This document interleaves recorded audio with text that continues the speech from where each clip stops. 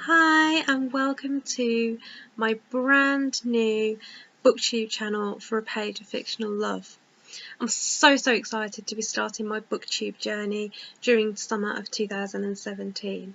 After blogging on my blog, A Page of Fictional Love, since 2013, when I decided to switch from reviewing full-on 100% self-help books to my true love and passion that is fiction. The first book that I actually reviewed on A Page of Fictional Love back in 2013 was a book by Carol Matthews, and it was called Calling Mrs. Christmas. Now this was the first ever Christmassy themed book that I'd ever read, and I absolutely loved it. I think I read it in about 2 days. So yeah, I just had to blog about it, and it was then that I said to my mum, I need people to know about this book, but I'm only blogging about self-help books. And she said, start a new blog. Blog about fiction books. Blog about books that, maybe have been out in the shops for sale for a few years, but not many people know about them. And I was like, that is a fantastic idea. And I just had to do it. And so A Page of Fictional Love was born.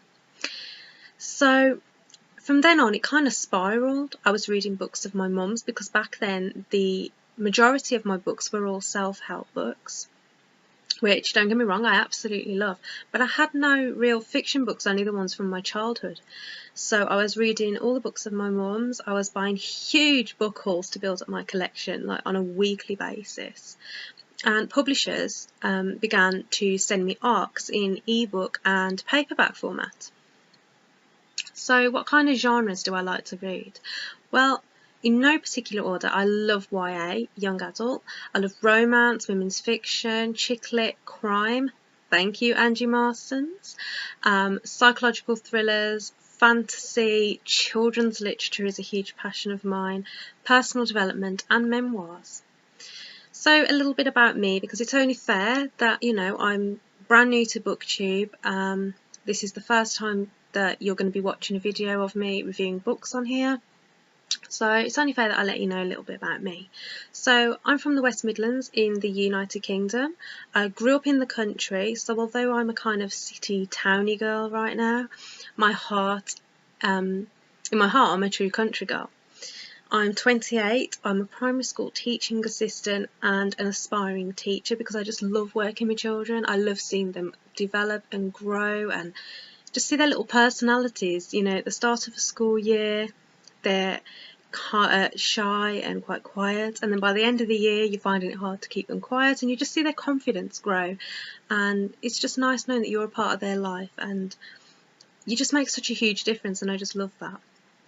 I also love dipping my toe into finance. I've studied finance at university. I've just finished my children's literature module, which was very challenging, I have to say. I thought it would be a lot easier than it was. However, the highlight of my children's literature module with my university degree was actually having to read and study Harry Potter. I mean, what's not to love? So I'm also a qualified life coach, and I specialise part-time in mindset and motivation coaching. I love fitness, and I love that I'm a plus-size fitness girl. I love gardening, I love meditation, I absolutely love crochet. I'm quite an addict at it, really. And of course I love reading. I'm a total book addict. I'm a book nerd, bookworm, whatever you want to call it. I'm just addicted to books. So you can see that I'm a multi-passionate kind of woman, and I like it that way because life never gets boring. I'm also very interested in raising awareness of asthma and anxiety, both of which I have. The way that society has really progressed in the past 15 years when it comes to asthma is absolutely brilliant, because when I was in high school with asthma, I was told run around the school pitch in freezing cold conditions in the winter, and if you get a bit breathless, oh, you know what, it's probably just because you're not thin enough. Whereas now we know that the cold weather can be a huge trigger, and I know for a fact that in the schools that I work in, I know they're primary schools, but if a child has asthma, we make sure that they're sitting down, they're quiet, they're taking all those necessary precautions, and we certainly don't make them run around when they can't breathe. So the fact that we have progressed and we are learning more about it is absolutely brilliant, but I still think so much more can be done, because the one thing that I've always said to people, you know, my friends, my family, is how many people do you actually know? Sorry, my camera's wobbling. How many people do you actually know that if you were out and somebody was having an asthma attack, would you know what to do? Would you be able to recognise the symptoms of an asthma attack? Because sometimes people can't, you know, there's no air getting into your lungs, so there's no way you can actually tell someone, I'm having an asthma attack. Would you know what to do? Would you know what to look for? Because if you don't, then you need to educate yourself, because there are so many people that suffer from asthma. And, you know, we've just had a massive heat wave here in the UK. And I've had to take precautions being asthmatic. I've had to not do my fitness. I've had to make sure I'm well rested. I've had to make sure I've got my inhaler with me. I've had to make sure I've been having my inhaler probably more often than I usually do, because it's important that you know your triggers and that you know how to take proper care of yourself. And I'm so proud to say that at 28 years old, I was diagnosed officially with asthma when I was 8 years old.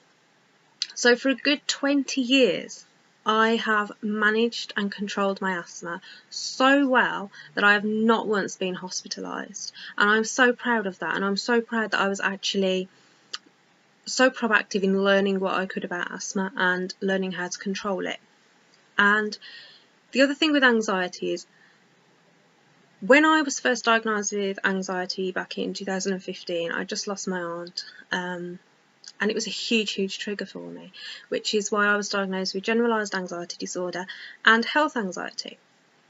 And back then, health anxiety was thought of a bit of, you know, you're a bit of a hypochondriac, you're looking for things that are wrong with you and they're not. That wasn't the case with me. I was very much so desperate to be healthy, so desperate to be well, that the slightest twinge in my body scared the life out of me, because I thought it was something that was dangerous. I thought, you know, if it isn't caught early, something bad could happen. And now, almost 2 years later, we are so much more aware of anxiety, and we are talking about it more often, and we're not hiding behind it, and we're not ashamed. And I certainly am not ashamed of having anxiety. I've had a few people in my past kind of try and use my anxiety and make out that I'm bipolar, or, you know, I'm not well, or anything like that. And that's not the case. And I think it's things like that and instances like that that put you off telling people exactly what your anxiety triggers are and being open and honest about it. So I'm a huge advocate for talking about anxiety, and that's something that I'm going to be talking about very soon. So please come back and support that for me. So that's a little bit about me and my interests. So all that's really left to say is that I really look forward to now vlogging as well as blogging. And I look forward to creating so many videos for you. You know, fun videos, exciting videos, and honest videos. And I just can't wait to share my love of books with you and my love of life right here in my online cozy nook. So if you really like my videos, please hit like. I really appreciate it. And please subscribe. And whilst you're there, please check out my blog, A Page of Fictional Love. I will leave links below, because there's a ton of content on there, from book news, reviews, there's author interviews, there's blog tours that I take part in. I've got a few blog tours coming up in July and August, so definitely, you know, make sure you keep referring back to my blog. And there's so much more on there. There is a ton of content. We're going back to 2013 here on there. I'll leave all the links below for you. There's links above in my banner for you to follow me on social media. Please feel free to come and follow me. I'm regularly on Twitter and Instagram, probably a little less on Facebook, but I'm hoping to start building that up a little bit now. And I will speak to you soon. Thank you so much for watching. Bye!